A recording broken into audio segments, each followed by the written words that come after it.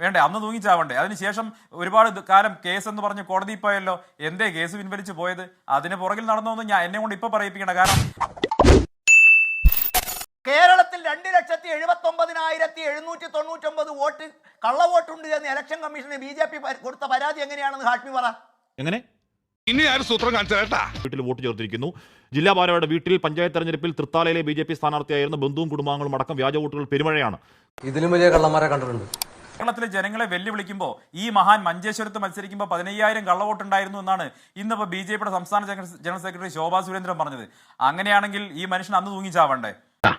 എന്റെ മുമ്പ് തൂങ്ങിച്ചത് ഹാഷ്മി മിണ്ടില്ല. ഇത് കോഴിക്കോട് കോർപ്പറേഷനിൽ മാറാട് ഡിവിഷനിൽ 1291 നമ്പർ വീടേ ഇല്ല.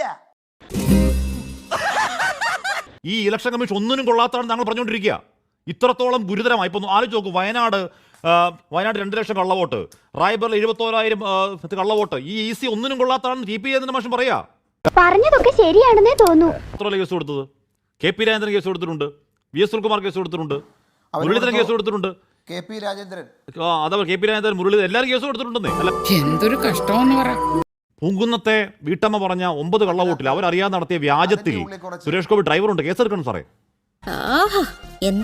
സുരേന്ദ്രന്റെ കാലത്തെ, മോദിയുടെ കാലത്തെ BJPയുമായി മാഷെ പോലെ ഒരാൾക്ക് എങ്ങനെയാണ് താതാത്മ്യം പ്രാപിക്കാൻ കഴിയുന്നത് ഓർത്തിട്ട് എനിക്ക് അത്ഭുതം തോന്നിയാണ്.